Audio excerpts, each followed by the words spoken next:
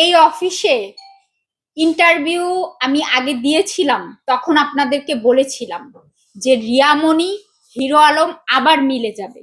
আমার কথা সব সময় রাইট হয়, আমি সত্যি কথা বলি। দেখেন, হিরো আলমের নাটকটা আপনারা দেখেন, রিয়ামণির নাটকটা দেখেন। রিয়ামণি কক্সবাজার ধরা পড়লো, হিরো আলম তুই তো আবার ফেরত নিবি, তাহলে তো সাংবাদিক সম্মেলন করার দরকার কি? আর তুই রিয়ামণি, তুই আবার এই ব্যাটার কাছে আসবি, তাহলে আবার ওই ডিভোর্স ডিভোর্স মিথ্যা নাটক করে এই সাংবাদিকদের সময় নষ্ট করার কি দরকার ছিল? আপনাদেরকে আমি বলেছিলাম না, এরা হচ্ছে নর্দমার কীট।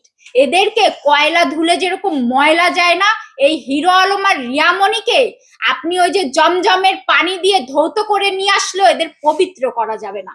আপনি জমজমের পানি তো পৃথিবীতে, ওদের যদি ওই জান্নাতের পানি দিয়েও ধৌত করা হয় তাও ওরা পবিত্র হবে না। হিরো আলমকে ওমরা হজে নিয়ে জমজমের পানি দিয়ে ধৌত করে নিয়ে আসলেও সে কখনোই পবিত্র হবে না। এই পৃথিবীর সমস্ত পানি দিয়ে ধৌত করলেও এই হিরো আলমের মতো নর্দমার কীটকে কখনোই পবিত্র করা যাবে না। যেমন আপনার ওই যে কথায় আছে না, যে অনেক দুধের ভিতরে যদি একটু আপনার ওই যে ফেলে তাহলে দুধটাই পুরো নষ্ট হয়ে যায়। হিরো আলম আর রিয়ামণি এমন বাজে নর্দমার কীট যে এরা যেখানে যাবে সেখানে নষ্ট করে দেবে। আমার মতো একটা ভদ্র মেয়ের সাথে মিশে দেখেন আজকে আমার অবস্থা কি করে দিয়েছে। আল্লাহ বাঁচিয়েছে, ওই বদমাসটা আমাকে তালাক কথাটা বলেছে, কারণ হুজুর দেখে কবুল বলেছিল, তালাক বলেছে, আমি বেঁচে গেছি। কিন্তু ও যে আমার সাথে যে প্রতারণা করেছে, শাস্তি কোর্টে হবে, ইনশাআল্লাহ হবে। বুঝতে পেরেছেন? অবশেষে আজকে রিয়ামণিকে তিনি ফিরে পেয়েছে, আপনার সে বিষয়ে কি বলার আছে? ও সারা জীবন হারিয়ে যাবে, আবার সারা জীবন খোঁজাখুঁজি, এই নাটক চলবে। কিন্তু আল্লাহর কাছে এইটুক, এদের এই ভেতর থেকে আমি সরে আসলাম।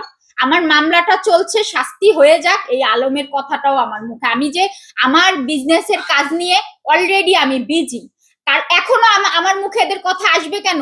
কারণ এখনো পর্যন্ত আমার মামলাটা কোর্টে, আমার উপরে যে অন্যায় হয়েছে তার বিচার তো হতেই হবে, হতেই হবে। বুঝতে পেরেছেন? আর এদের এইটা চলমান, কিন্তু এরা আর আমার দোষ দিতে পারবে না, কারণ হিরো আলম আমাকে ফোন দিয়েছিল তালাকের পরে, আমাকে সে ফোন দিয়েছিল, আমি ফোন রিসিভ করিনি। আমাকে মেসেজ করছে, আমি রিপ্লাইও করিনি। আর সে আমাকে ফোন দিয়েছিল, আমি ফোন রিসিভ করিনি। তার কোনো কথাই আমি শুনবো না। আমার নাম যদি এর পরে এই হিরো আলম আর রিয়ামণি, ওদের ঝগড়া সারা জীবন থাকবে।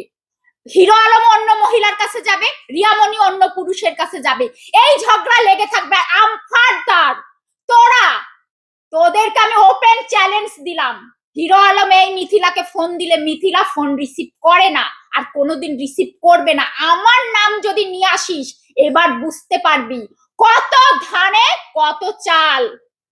তোরা নষ্টি সারা জীবন নষ্টানষ্টি করে বেড়া, কিন্তু তোর শোন রিয়ামণি, ওই হিরো আলম অন্য মহিলার কাছে যাবেই। ও বুড়ি ধুরি ছুরি, ও হিজলা বেটা কিচ্ছু মানে না, ও যাবে। আর তুইও যাবি, কিন্তু আমাকে তোদের এই নোংরা মুখে, আমার তালাক হয়ে গেছে, তোদের ওই নোংরা মুখে আমার নাম ফারদার নিবি না, বলে দিলাম আমি।